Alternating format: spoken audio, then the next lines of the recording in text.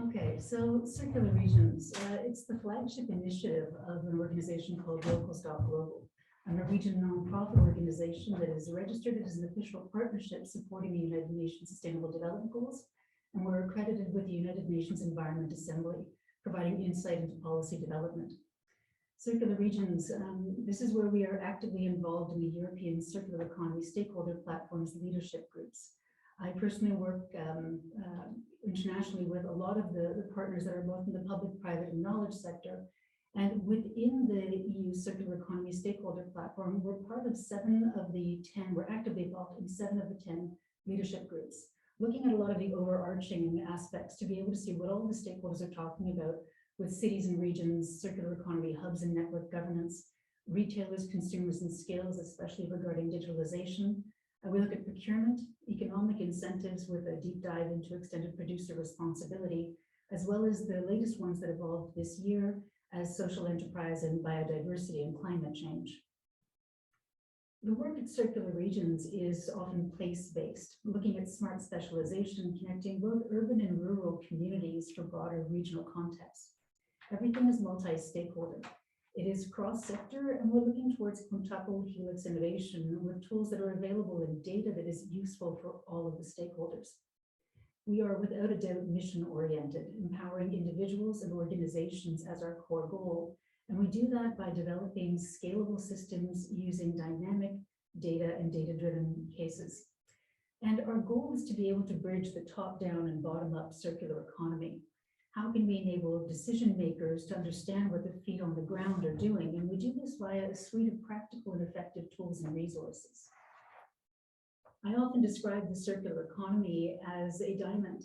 Many of us are looking at it through the lens of many facets. It might be food, plastic, mobility, community, indigenous, social enterprise, finance, the bioeconomy, textiles, maritime, tourism. One of the major problems that we're seeing with the circular economy is that it's very fragmented. If we are able to all focus in the same direction, we can make it shine like a diamond and be our strongest asset. And we need to do this through a shared intelligence. We have designed the digital infrastructure that can support the best practice mapping of circular initiatives and case studies. There's a lot of talk about best practice. Is it good practice, bad practice, or best practice? But when it comes to the mapping of case studies, there is limited experience on that. We've developed a platform through stakeholder workshops over the last 4+ years, and we're able to map any circular business model, any strategy, any policy or economic incentive, any educational or behavioral shift resource, and all of the data is compatible with best-in-class frameworks, such as the European Environment Assembly Agency's framework for enabling circular business models in Europe. We have a core interest in these 5 areas of material flows: what is happening with the materials, design, production and distribution, the use phase of consumption and stock, but also how we get waste, as we call it, back into the cycle. The OECD had a program called the Cities and Regions Program. It's still in existence, and the first 3 pilot cities were established to lay out the roadmap for everyone else. One of the original pilot cities was the city of Umeå in Sweden. I was invited to their policy seminar, and there were many discussions about what should be the #1 action point on the action plan. Was it about doing a material flow analysis? And there were a lot of debates by multiple stakeholders, but what came out at the end was that the #1 initiative for any city or region is to map out the existing circular initiatives. It provides the ability to obtain a deeper understanding of circular economy related initiatives. We can identify the sectors where circular initiatives are taking place at all stakeholder levels, but we can also identify the gaps, and that's the magic. We have to learn from success as well as failure, and I'll gladly talk about failure later on. We need to develop an understanding of what the circular transition means for each sector, and then explore potential cross-sector synergies and their common features. We were asked by the city of Umeå to come in and do the mapping. We had developed a proof of concept that actually started in my own local neighborhood, just outside of the city of Oslo. And we moved that proof of concept into the broader region. And we actually applied for funding to do it in multiple cities across the Nordics. And when we didn't get the funding, the city said, how can we do this anyway? We have to do this. This is our budget. And I'm a big proponent of build it and they will come, so we did. We developed a multi-stakeholder methodology, digital infrastructure, the data collection and curation process, which enables regional portals as well as reporting and analysis. And we can't do this alone. I cannot go to the city of Umeå and say, okay, I can map out your circular economy. We do this through a network of systems entrepreneurs. This here is Laura Vidya. She is a circular economy expert that pretty much anyone in that region knows. She's one of the experts across Sweden. And her core focus is the built environment and construction, but she understands the entire ecosystem in her region. She knows what the public sector is doing, and she has a framework agreement for working with them. She's the one that comes in to work with industry. She's the one who's speaking at the startup scene. She's working with the NGOs, the grassroots organizations. And we have these types of systems entrepreneurs internationally who are looking for the tools and resources to map out what's happening where they are. And the concept of systems entrepreneurs is nothing new. It stems from the Skoll and the Rockefeller Foundation. And we build on best practice and say, how can we enable them with the tools and then bring it back for a shared intelligence? And we look at a holistic framework. As I mentioned, we look at the 5 sort of life cycle phases, but we also have to realize, as much has been discussed today, that the smaller the loop, the bigger the impact. That recycling, some have said, should be maybe on the outside of this circle. How can we really rethink and understand that we have whole new ways to look at things? How can we identify which of the cycles need to be prioritized? We saw that in 2017, Kirscher and Co. did a report on, it was a study on 114 different definitions of the circular economy. If there were that many then, I can't venture a guess as to how many there are now. And they identified the micro, meso, and macro level of the circular economy. We've since built upon that to be able to identify data and understand what is happening at the meta level with global agreements such as plastic pacts. What's happening at the macro level with cities, regions, and nations developing policies and economic incentives and roadmaps. We see, again, the magic level, that meso level of clusters and networks such as industrial symbiosis. This is where collaboration happens. We identify the micro level with companies and organizations, but also what's the data that we can gather at that nano level about the users, the products, the components, and the materials.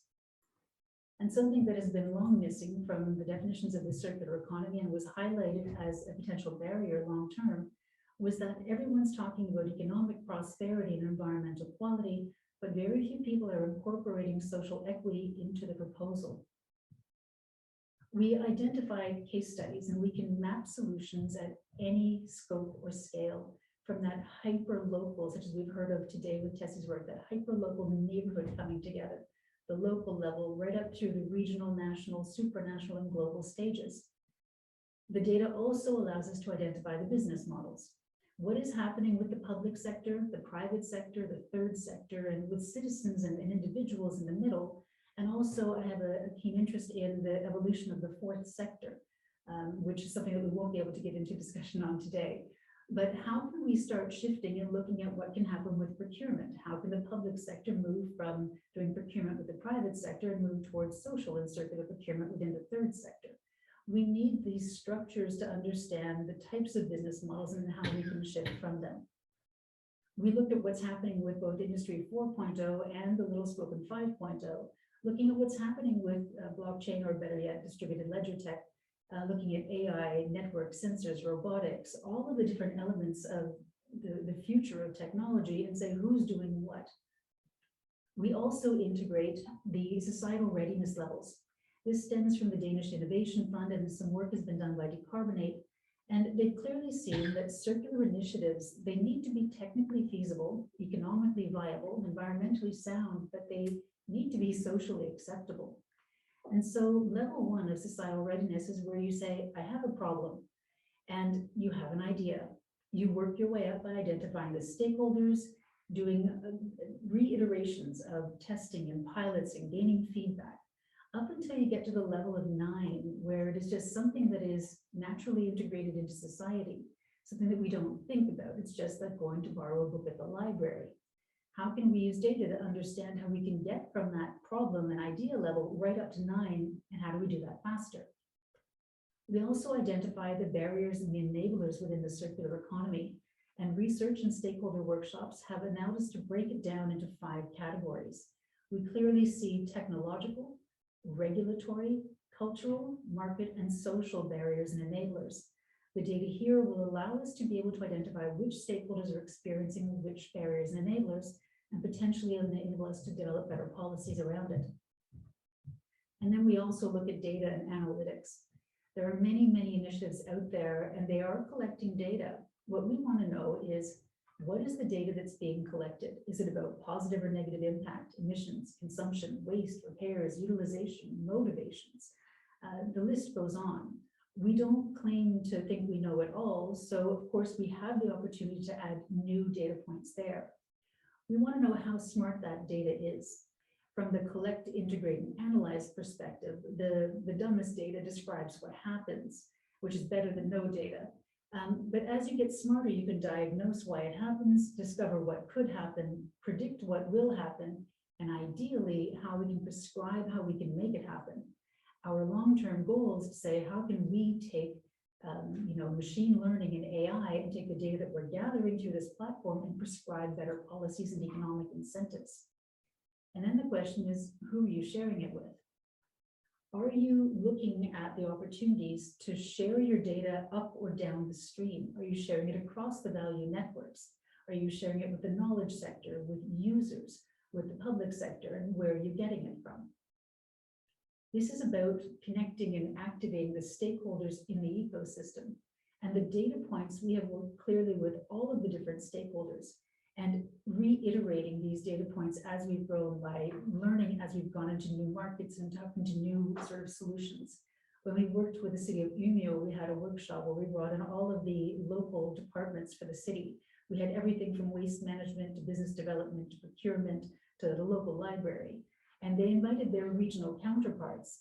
And my fun fact from the city of Umeå is that they have had a gender equality policy since 1979. And they asked us, where are you taking into account gender in your data? And this has evolved. We're always bringing in new data because we do know one thing for certain, we do not know it all. And some people would say that this diagram is mechanistic, and I'm going to nudge Ken here because I love getting critical feedback.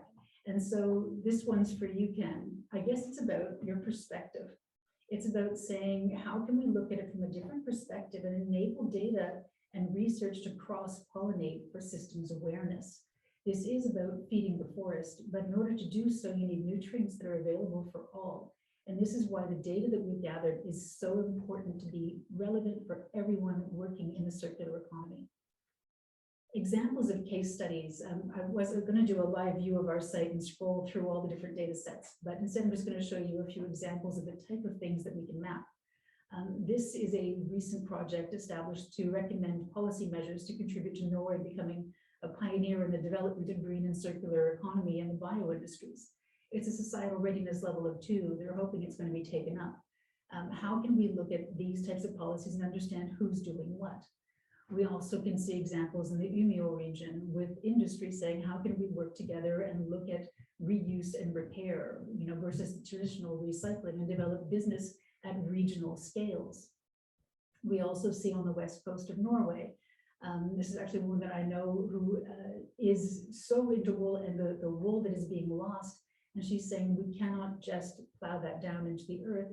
We can take waste wool and put it into biofertilizer and connect a regional network to develop economies and be able to replicate these internationally where we have these resources. I was recently this summer in India. And I have to say, if you want some perspective on why we need a just transition to the circular economy, I recommend a visit. Muddle Art, I have to say, an inspiring organization. They are looking at pre-consumer textile waste solutions. And they want to be able to solve the problem of waste before it comes to the whole sort of post-consumer aspect. And what they are doing is working as a social enterprise, connecting women in rural communities to develop jobs in rural areas, providing skills as they develop one-of-a-kind solutions with this pre-consumer textile waste. And in here, you can see that we gather insight on the impacts, environmentally, economically, and socially, the scale, the local context, Is it rural or urban? What is the status? Is it failed? Was it, planned? Is it inactive? Was it a pilot project? What is the future potential? Can it be scaled, replicated? Is it networkable? What is the facet? Which level, the stakeholders, and where in the life cycle phase does it sit? I often give this example here that happens to be in my local community. I live in a small town of 20,000 people in Norway, and this was the Nordic's first smart library of things. All of our case studies track the societal readiness levels. They all have a dynamic QR code, which means that even if you print them up in a report, you can always go get the latest updated information. We identify where it is with geolocation. We can break things down by regional structures. But one thing we're also mapping is not only what is the organization doing this, who are the supporting partners that are enabling the broader ecosystem? And at the end of the day, it comes down to being like a magic Rubik's Cube. That's the beauty of dynamic data. While we are producing these case studies, the reality is we can put this out into regional portals. We can do data analysis. We can support any type of project. And while that wasn't our initial goal, that is obviously where this is going. And this is about establishing project support. Any project in the circular economy can use this platform to develop their case studies. And you don't have to start with a blank Excel spreadsheet, because you can also access the data of all the existing case studies. And we can develop project portals around this, supporting a shared intelligence and systems awareness. The projects can be of any scale, from local to national to regional to global, any time span, from limited pre-projects to multi-year projects. And you can always build upon existing projects. And they can be established by any stakeholder, both research organizations, public entities, networks, SMEs, NGOs. We support the entire ecosystem. And what started locally, moved to regionally, has now gone globally and back again.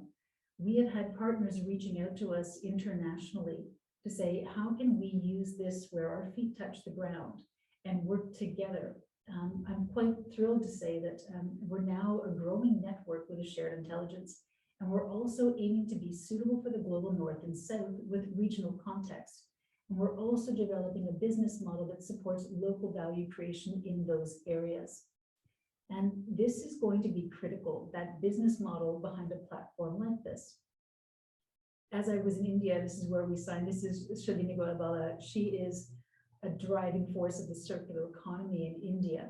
And she wrote the first book in India on the circular economy. And she is being instrumental in helping us ensure that we're not missing the gaps of what is happening in the global south. Because we've established that our case studies work in the Nordics, in Europe. We moved to Canada when we started the project there, and they identified Indigenous as a data point that we had to incorporate in this. How are we able to extend this and know that the value we're getting from our broader network brings value to this system as well? And so the evolution is what I have now presented, but I'm going to walk in and discuss about the network governance of a digital commons, because we are launching the Circular Economy Coalition. We aim to defragment the circular economy. Right now, everyone is spreading out their resources, and a pillar of the circular economy is to optimize the use of our resources. This also holds true for project funding. We see that we have developed a commons. We have the data, which the case studies are released under a Creative Commons share alike and attribution non-commercial license. But the platform itself, how is that working? We see that we have a community of practice who are going to be joining the coalition, but we then have the broader community of interest who are the external stakeholders that are looking for this data. And so the technology hub itself, as I mentioned earlier, we didn't get funding when we applied for it years ago, and we decided to build it anyway. This technology hub is to support a broader ecosystem, and we are walking the walk. We are a very small team of dedicated individuals who have a love for the circular economy and a few digital skills. And we want to transition this to a platform cooperative for the benefit of all. A platform cooperative, we heard talks about it today, and I'm sure many of you have heard reference to it. And a report called Solving the Capital Conundrum on Platform Cooperatives from Simon Workin in 2019 with Nesta and Cooperatives UK, the sources there, defined platform cooperatives as a platform co-op, as a digital platform that is designed to provide a service or sell a product and that is collectively owned and governed by the people who depend on it and participate in it. And so as this growing network is evolving within the coalition network, we have individuals and organizations aiming to utilize the platform and data to offer services to external stakeholders in the global north and south. But at the same time, they are creating and exchanging value in that process. So when it comes to network governance, what are the roles? We clearly see that a person can have various roles. The roles can be shared, roles can be local, or they can be global. We see that, as talked about earlier today, value flows. Value flows are exchanges that result from two or more entities establishing a relationship and exchanging value. That value unit can be tangible, such as money, services, or products, or intangible in the form of information, data, and reputation. And then there's money, the topic of many a conversation these days. We see that legal entities are tools that can be used to collect, transfer, and distribute money raised from external donors and or the service fees collected from the users. So our interest is to say, all right, we've built this platform. How do we transition it to bring everyone together? We have been working so far with project level governance, and this is a simple example of the UMIO mapping. We've established that this team, I am the face of Circular Regions, but I am not everything. Our team has agreed on certain values. We believe in non-extractive business models. We believe in local value creation, inclusivity, subsidiarity, that the decisions have to be made at the local level, and transparency. 1 minute, I'm nearly there. So our goal is to make sure we never take more than we leave. So at least 50% of project funding remains at the local and regional level. Project pricing is based on local and regional price points. We clearly see that if you want to sell a city scan from Circular Economy or any other example of that type of product, those price points are too high to hit cities and regions in the global south. So we will work with them because we've already made the investment. And this will enable projects where what I have often spoken of, and I'm sure you can find it on YouTube in 2017, said, what if we look where the money isn't? Because all of the other foundations are saying we have to look where the money is. So network governance, my last slide. How do we look at the missions and values that support the foundation and the guidance? What's our decision-making process? How and by whom are decisions made? How are we defining the roles, both current and future, local and global, and what are the flows of values? And we want to learn from the pioneers working in this space, incorporating the best practice tools and methodologies. Lumio, for example, came out of New Zealand with Inspiral, looking at how do we do distributed decision-making and enable the governance. Holochain, an evolving solution that is, let's call it blockchain, but it's not. They have a much better backbone, it's scalable, and it's more environmentally friendly. Value flows, an ontology for a new economy. The background behind the platform cooperatives and consortium, looking at how do we enable platform co-ops. And I spent 3 years working with the Open Food Network. They have inspired much of the work I do. Well, thank you very much.